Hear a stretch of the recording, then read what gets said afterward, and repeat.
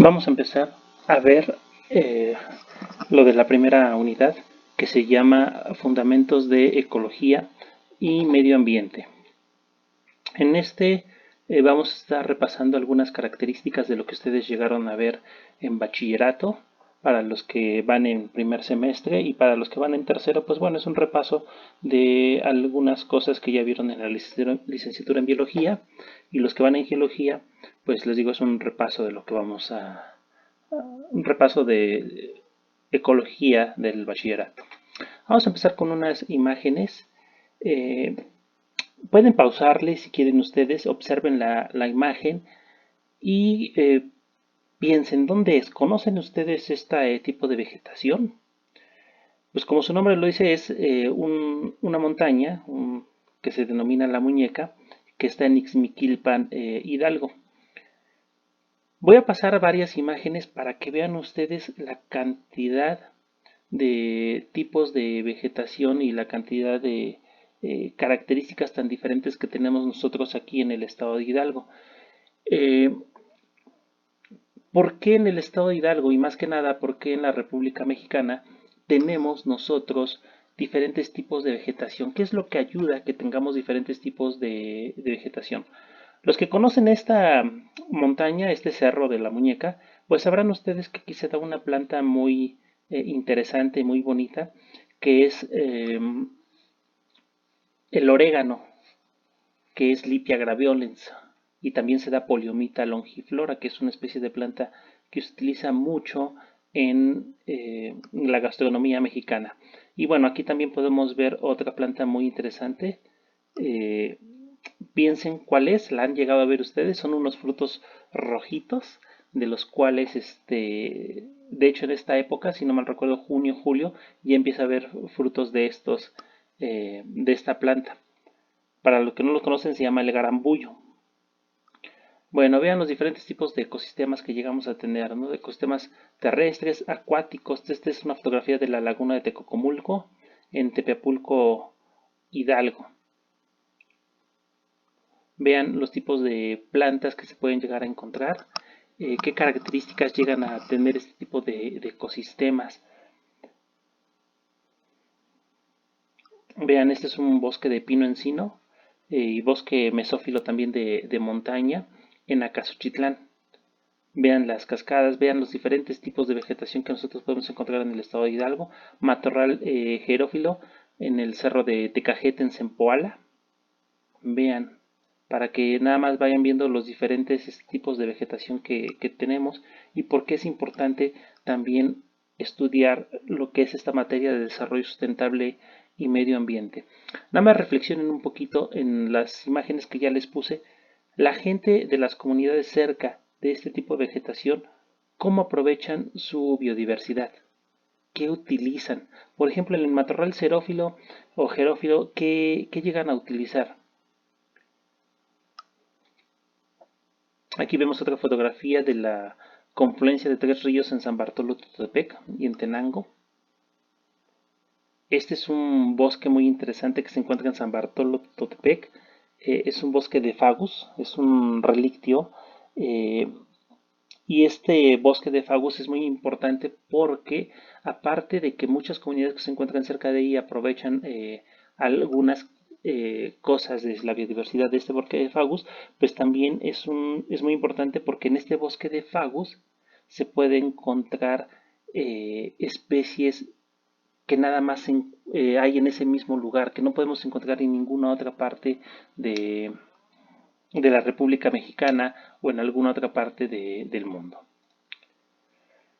Y bueno, vamos a empezar. ¿Qué es un ecosistema? Pues un ecosistema es un conjunto de especies de un área determinada que interactúan entre ellas y con su ambiente abiótico mediante diversos procesos. ¿Qué quiere decir esto? Pues que los organismos que viven en un lugar determinado van a estar interactuando con los factores tanto bióticos y abióticos que hay en un lugar. Por ejemplo, los microorganismos que podemos encontrar aquí en este charco, pues evidentemente están interactuando entre los mismos microorganismos que serían los factores bióticos y también estarían interactuando con los factores abióticos. ¿Cuáles factores bióticos? El sustrato, la materia orgánica, también podría ser el agua el aire. También podemos considerar nosotros ecosistema al intestino de un ser humano. ¿Por qué? Porque ahí se encuentran especies, diferentes tipos de bacterias viviendo en el intestino y por lo tanto su ecosistema es como tal el intestino, ¿no? Aquí podemos ver un musgo y este musgo pues evidentemente su ecosistema es este tronco y el ambiente con el que está relacionándose con el efecto abiótico. Los ecosistemas, pues evidentemente tienen procesos muy interesantes, tienen procesos en los cuales se van intercambiando lo que es la energía, los elementos químicos se van moviendo en las esferas, tanto de la hidrosfera, atmósfera, litosfera, y bueno, esto va a ocasionar que exista una dinámica muy interesante entre las comunidades que se van a encontrar. Para empezar, vamos a reflexionar un poquito. ¿Cómo aprovechan la energía todos los ecosistemas que se encuentran en la Tierra? ¿Cuál es la fuente principal de energía para poder aprovechar esos cambios bioquímicos que llegan a existir? Por ejemplo, nosotros pues evidentemente necesitamos alimentarnos tanto de vegetales y de algunos animales porque ellos nos proporcionan pues algunas biomoléculas muy interesantes como pueden ser pues algunas proteínas, lípidos, grasas, carbohidratos, pero ¿de dónde se obtiene toda esa energía? ¿Dónde lo obtienen, por ejemplo, las plantas? Vamos a estar hablando también sobre algunas definiciones muy importantes como bioma. ¿Qué es un bioma? Pues bioma, como lo indica aquí, son regiones definidas por condiciones climáticas y geográficas. Están definidos por la estructura de la vegetación muy específica de ellos y también se pueden diferenciar muy fácilmente por los componentes geográficos como la latitud y la altitud.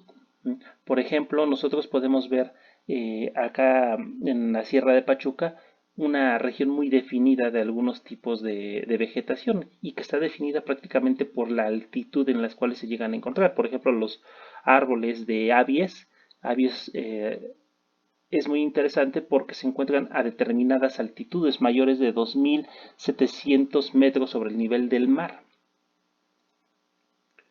Bueno, aquí tenemos un mapa de los diferentes biomas que existen en el mundo.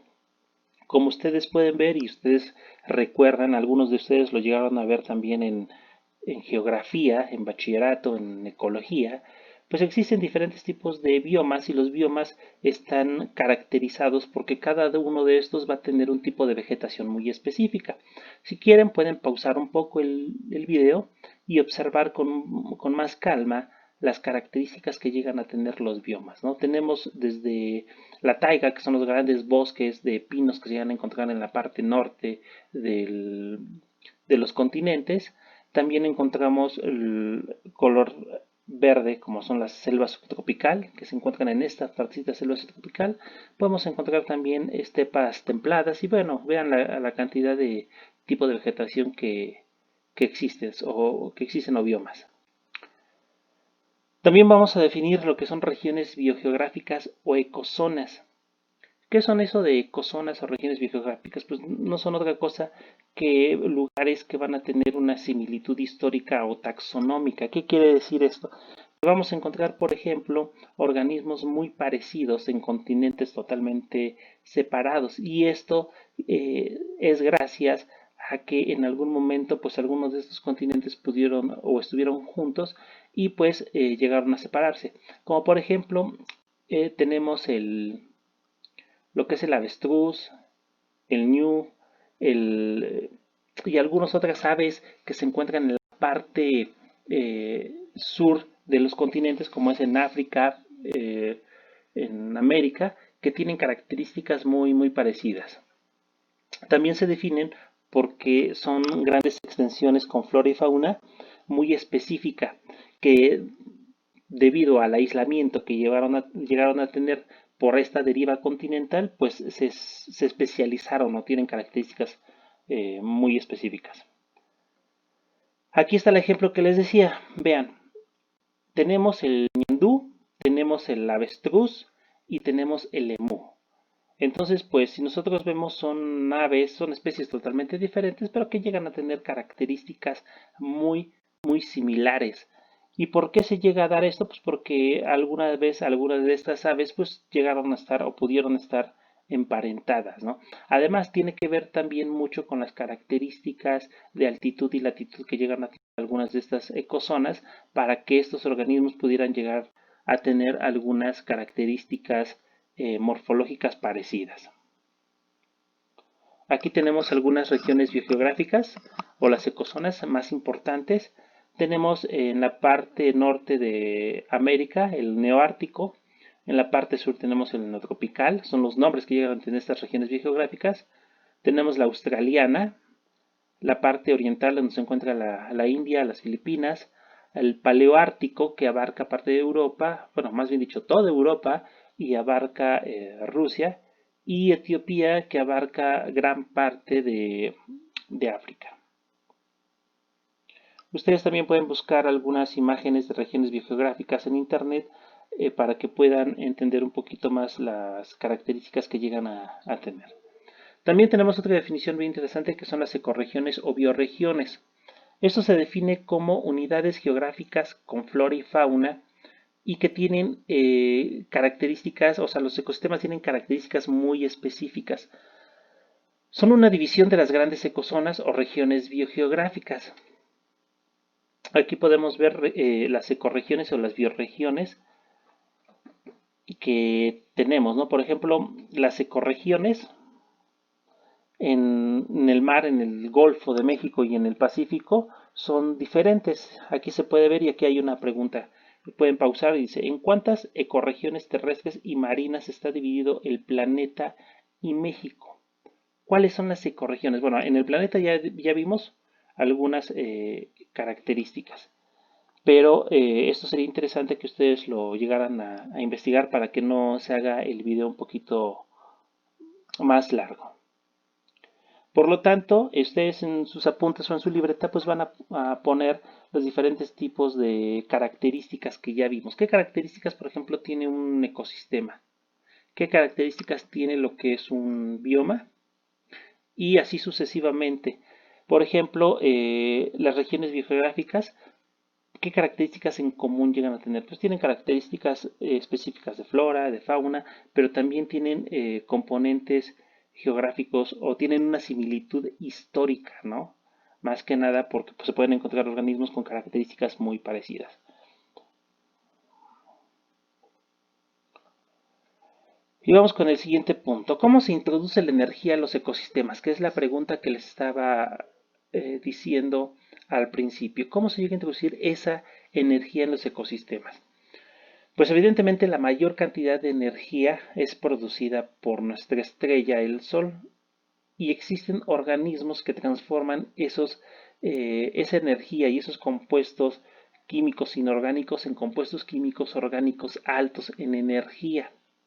En los mares pues podemos encontrar eh, el fitoplancton que realice también lo que es fotosíntesis, y en los continentes pues evidentemente vamos a encontrar lo que son las plantas que van a realizar la fotosíntesis.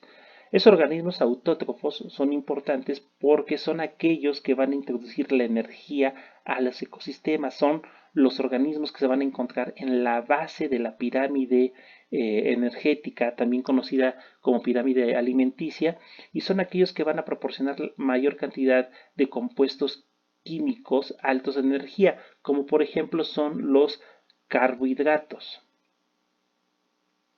Aquí viene una pregunta. Probablemente para mis alumnos de licenciatura en biología se la van a saber sin ningún problema. Para los de geología, vamos a ver, después de que les haga la pregunta, ustedes van a pausar el video y van a escribir en su libreta cuál es la fórmula de la fotosíntesis. De hecho, eso se viene enseñando desde primaria, secundaria y preparatoria. ¿Cuál es la fórmula de la fotosíntesis? Después de que hayan pausado el video, pues bueno, la fotosíntesis es una fórmula muy sencilla, en donde si nosotros, o si ustedes dibujan una planta, si ustedes tienen aquí una plantita, ¿qué características o qué necesita esta planta para poder sobrevivir? En primer lugar, pues necesita estar en un ambiente eh, saludable, con suelo, se le agrega agua, exactamente, se le agrega agua. Entonces nuestra primera parte de la reacción de la fotosíntesis es que las plantas respiran lo que es dióxido de carbono. Aquí lo voy a tratar de poner, CO2. Las plantas necesitan lo que es agua, H2O, y después pasa una reacción. En este caso nosotros vamos a tener aquí nuestros reactivos, que nuestros reactivos es el dióxido de carbono y el agua, y vamos a tener dos productos muy importantes. Aquí la reacción voy a tratar de poner aquí una flechita así media encurvada que significa energía. ¿Esa energía de dónde va a venir? Pues directamente del sol. Entonces la fotosíntesis pues no es otra cosa que las plantas estar cambiando algunos compuestos inorgánicos en compuestos orgánicos. ¿Y qué es lo que van a generar? Pues en primera generan o liberan lo que es oxígeno y van a estar generando un compuesto alto en energía, que no son otra cosa que los carbohidratos, ¿sí? Que son algunos carbohidratos, que son de carbono, oxígeno e hidrógeno. Bueno, aquí se encuentra lo que les mencionaba. La fotosíntesis, pues es un proceso muy interesante. De hecho, Carl Sagan lo menciona que es el experimento o el cambio evolutivo más importante que haya existido, porque gracias a eso, pues se pudo dar la diversificación de organismos que actualmente conocemos, ¿no? Y es algo tan importante porque gracias a la luz solar se puede hacer un proceso en el cual los organismos autótrofos capturan la energía en forma de luz y la transforman en energía química importante como los carbohidratos. Bueno, aquí dice hidratos de carbono. Bueno, esto es una síntesis de compuestos orgánicos a partir de agua, como les mencionaba, ¿sí? Dióxido de carbono, más luz, aquí vamos a poner la flechita de la reacción, y por lo tanto vamos a tener nuestros reactivos y vamos a tener los productos. Y esto, principalmente esto es lo importante, ¿por qué? Porque esta es una molécula alta en energía que va a ayudar o va a restablecer, va a ayudar a que se mantengan los ecosistemas. Pregunta, vamos a poner pausa después la pregunta y van a reflexionar. Los organismos autótrofos fotosintéticos son los únicos que pueden introducir la energía a los ecosistemas o existirá algunos otros tipos de organismos que puedan introducir energía a los ecosistemas. Póngale pausa, pónganse a pensar, los que no lo saben pues pueden ponerle pausa a investigar en internet y pues bueno, evidentemente no son los únicos organismos. Hay otros organismos que no son fotosintéticos, que son algunos como las bacterias quimiosintéticas, y evidentemente estos organismos quimiosintéticos pues sí pueden introducir la energía en los ecosistemas. Muchas de estas bacterias quimiosintéticas se pueden encontrar en las chimeneas hidrotermales en el fondo del mar. Las características de los organismos autótrofos. Bueno, los organismos autótrofos tienen una característica muy interesante, ¿no? Si ustedes recuerdan, existen principalmente dos tipos de células eucariontas, ¿no? La célula vegetal y la célula animal. La célula vegetal es interesante porque es la que van a tener los organismos autótrofos y tienen un organelo que es el que se va a encargar a realizar lo que es la fotosíntesis. Y en este caso el organelo es el cloroplasto. El cloroplasto, pues evidentemente como aquí se ve, es una característica que llega a tener la célula vegetal, va a estar formado por una especie de membranas que llegan a tener y estas membranas que son dobles van a tener dentro de su estructura del cloroplasto lo que son los tilacoides y dentro del tilacoide es donde se va a llevar a cabo ese proceso de fotosíntesis que se llega a dar. Para los biólogos que están, para los alumnos que están haciendo biología, yo creo que esto ya les queda un poquito más claro porque ustedes ya saben bien cómo se están transformando o cómo se llevan a cabo en los fotosistemas el intercambio de electrones y el intercambio de algunos compuestos de hidrógeno en las membranas de estos tilacoides. Para los geólogos, pues bueno, vamos a hacer un video también donde vamos a estar explicando cuál es el proceso que va a estar llevándose adentro de los tilacoides. Algo muy interesante es que no todos los organismos autótrofos pues llegan a tener sus pigmentos como son la clorofila A y la clorofila B, sino también hay muchos organismos autótrofos que llegan a tener diferentes tipos de pigmentos como son los carotenos, las xantóficas, los ficoritrinas y algunos otros tipos de pigmento que le van a dar también el tipo de coloración diferente a los organismos autótrofos.